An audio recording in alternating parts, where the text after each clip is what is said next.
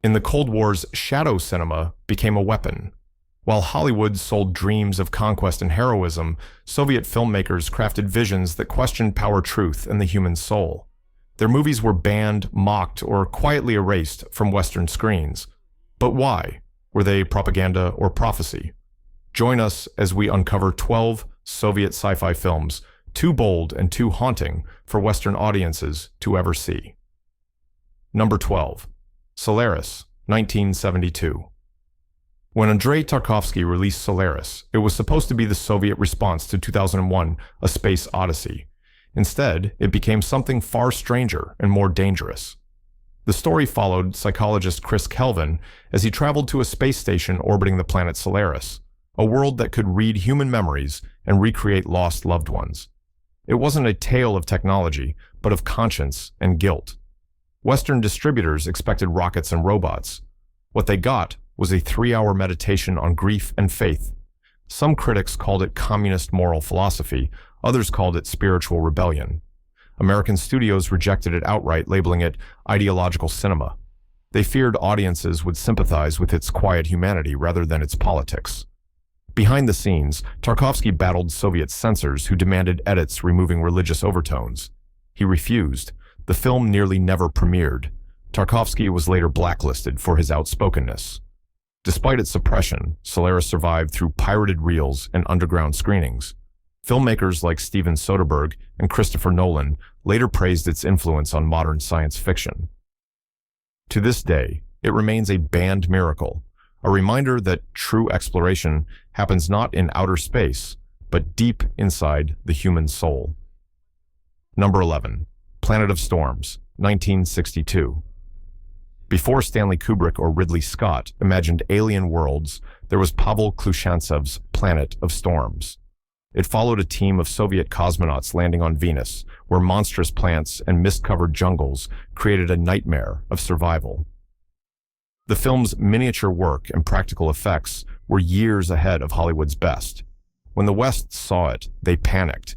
American producers bought the rights, stripped Soviet credits, and re-released it under fake titles like Voyage to the Prehistoric Planet.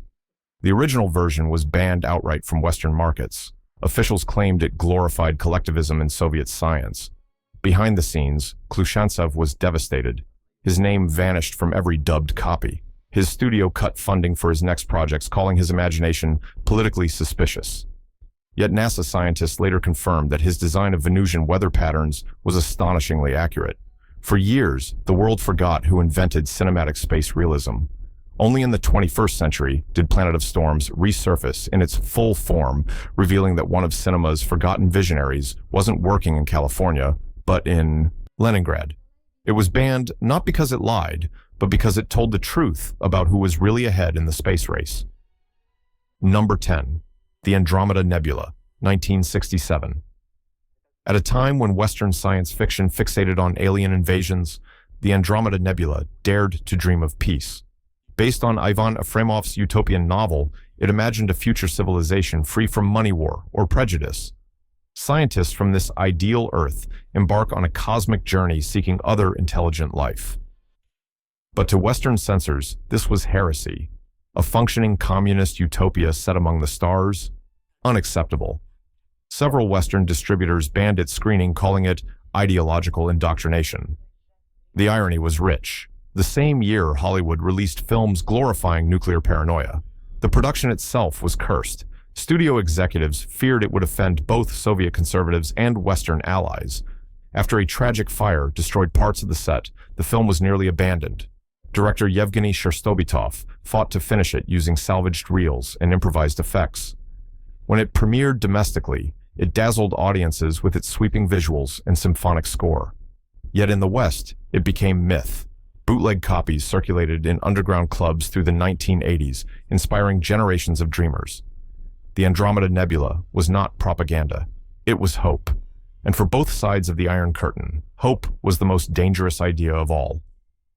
Number 9. The Hyperboloid of Engineer Garin, 1965. In the heart of Cold War paranoia came a film that frightened both superpowers. The Hyperboloid of Engineer Garin told the story of a brilliant inventor who builds a death ray capable of obliterating entire cities. Adapted from Alexei Tolstoy's prophetic novel, it painted a chilling portrait of scientific arrogance colliding with capitalist greed. To Western distributors, it was a mirror they did not want to see. The villain was not a soldier or dictator, it was industry itself. The film's corporate tycoons, hoarding Garin's invention for profit, struck too close to the West's anxieties about nuclear dominance and weaponized capitalism. Britain's film board called it Soviet fear-mongering. In the United States, no major distributor would touch it. Behind the Iron Curtain director Alexander Ginsberg faced his own demons. State officials ordered the removal of several politically sensitive lines, implying that greed existed even within socialism. He kept them anyway, hiding moral messages inside stylized camera angles and geometric architecture. The result was a visual masterpiece filled with angular sets, industrial smoke, and piercing light, a cinematic language later echoed by Blade Runner decades later. But Garin's invention was more than fiction. It symbolized the terrifying truth that human progress was always one button away from annihilation. By banning it, the West silenced a warning it would one day live to see unfold in reality. Number 8. Dead Mountaineers Hotel, 1979. Snow. Silence. A body in a remote hotel. That was the haunting opening of Dead Mountaineers Hotel, a Soviet-Estonian sci-fi noir that looked like Hitchcock had met Kubrick in the Alps. When Inspector Glebsky investigates a supposed murder, he discovers that the suspects might not be human, and that the crime itself might be a test of humanity's morality. The film was unlike anything else in the Soviet catalog. Its surreal pacing, dreamlike cinematography, and existential dialogue puzzled censors and infuriated Western buyers. American executives called it anti-humanist propaganda. Its underlying message, fear of the outsider and the illusion of moral superiority, struck too close to the ongoing NATO paranoia of the time. Director Grigory Kromenov was watched by the KGB during production, rumored to have inserted metaphors about surveillance and isolation. The studio even considered shelving it indefinitely, fearing international scandal.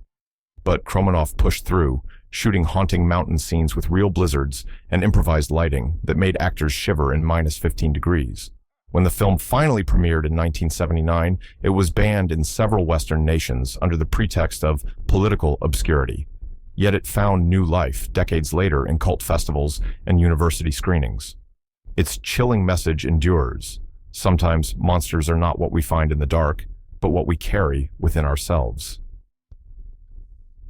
Number 7. To the Stars by Hard Ways, 1980. Imagine an alien woman crash landing on Earth, not to conquer, but to heal it. That was the premise of To the Stars by Hard Ways, a Soviet epic that blended melancholy, beauty, and ecological warning long before climate change became a global conversation. The film followed Nia, a cloned alien rescued from a derelict ship, as she helped Earth scientists revive her polluted home planet. But to Western censors, this story of compassion and planetary responsibility was unacceptable. American studios rejected distribution rights, labeling it environmental propaganda. British critics went further, calling it eco-communism, disguised as science fiction.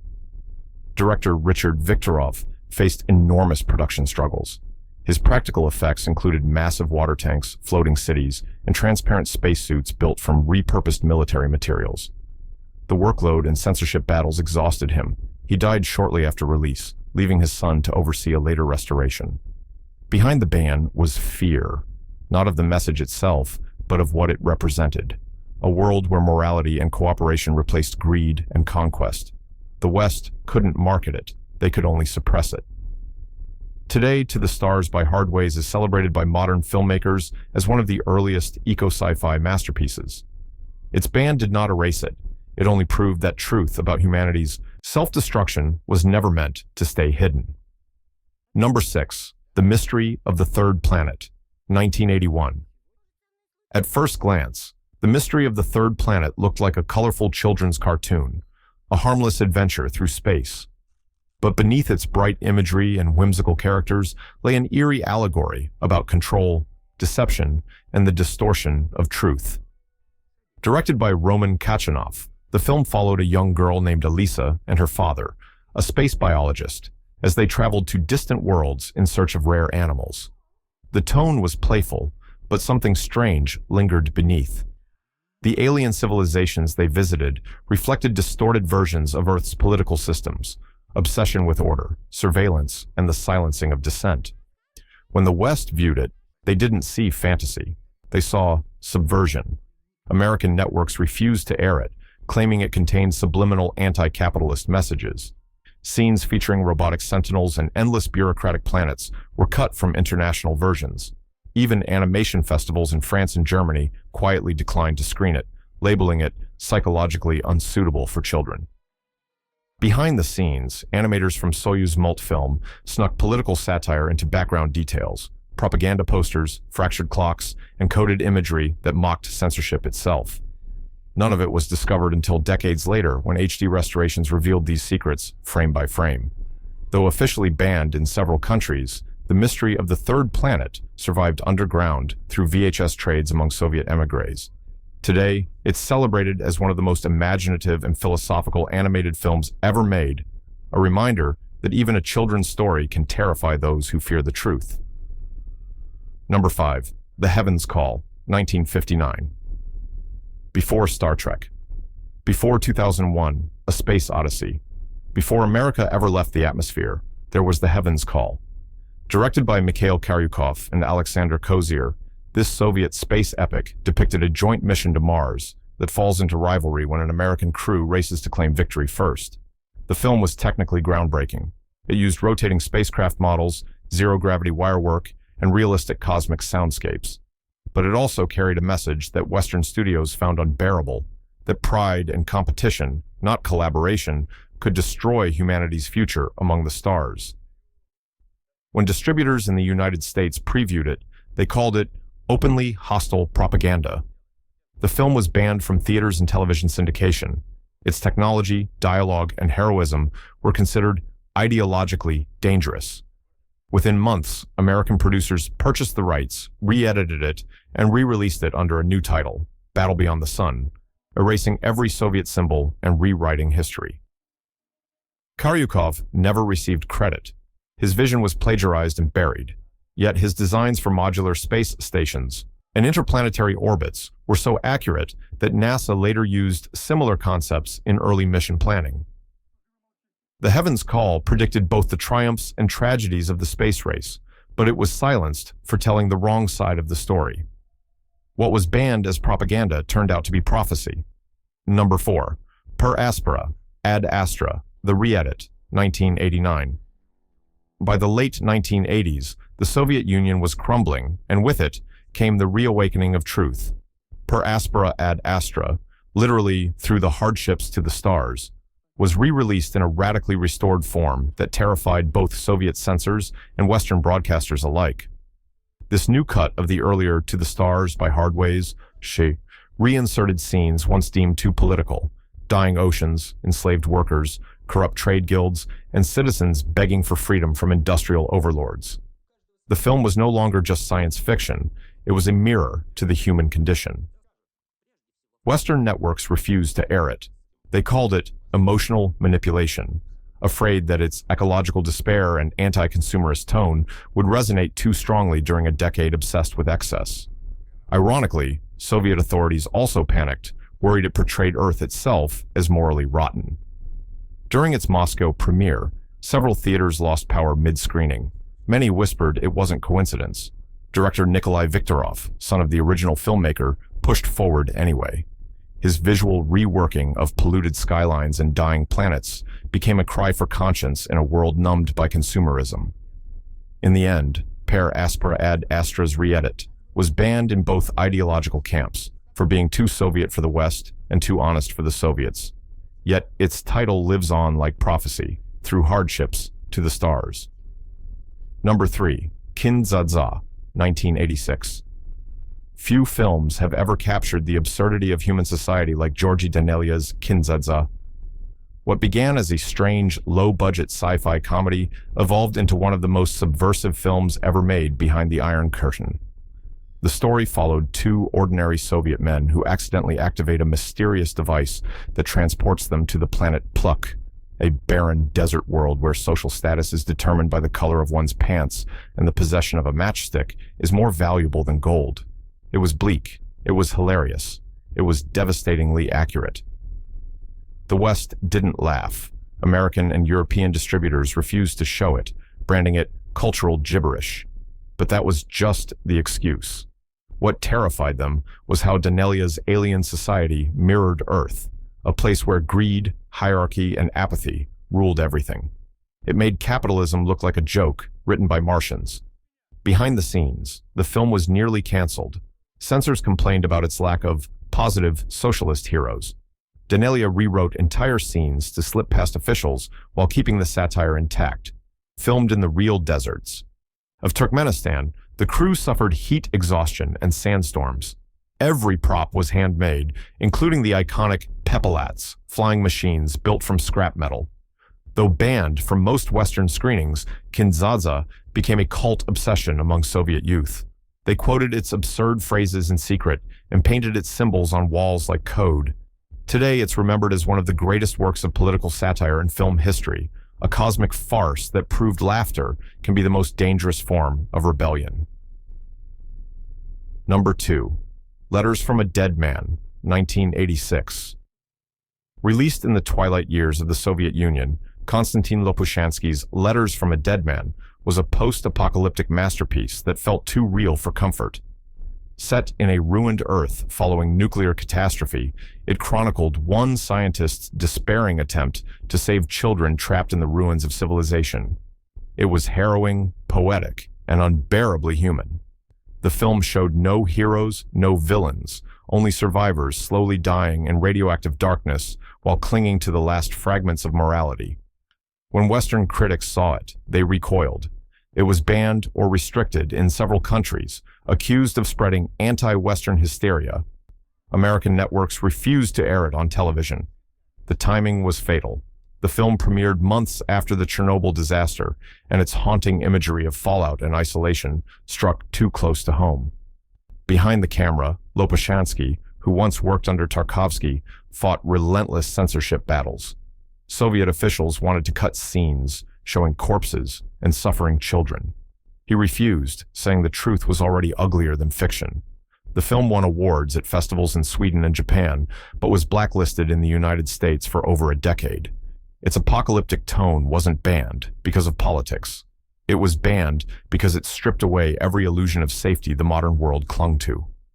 Letters from a Dead Man remains one of the most chilling anti-war films ever made. In the end, it didn't just criticize ideology, it mourned humanity itself. Number 1.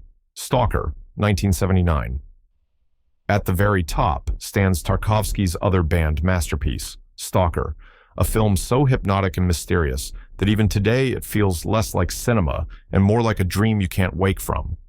It told the story of 3 men, the writer, the professor, and the stalker, venturing into the Forbidden Zone, a desolate wasteland where a hidden room is said to grant one's deepest wish. But nothing in the zone was simple.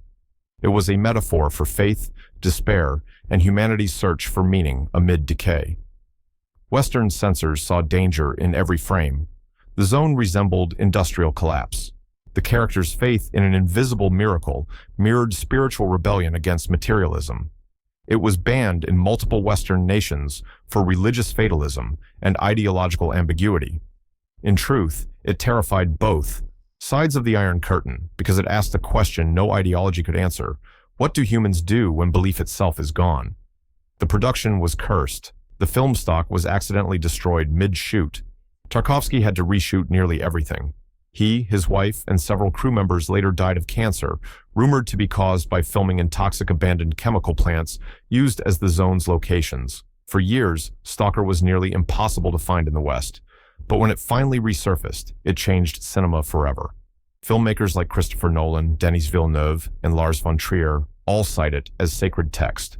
Banned or not, Stalker became the ultimate Soviet prophecy, a film that whispered what the world still refuses to hear. Sometimes the real danger isn't crossing the zone, it's realizing the zone has already crossed into us. These 12 Soviet sci-fi films weren't just banned, they were buried, erased, or rewritten by fear. Yet they endure, glowing like forbidden constellations from another universe. What if the truths they revealed weren't political at all, but human? Which one would you dare to watch first? Like, subscribe, and tell us which hidden masterpiece deserves resurrection.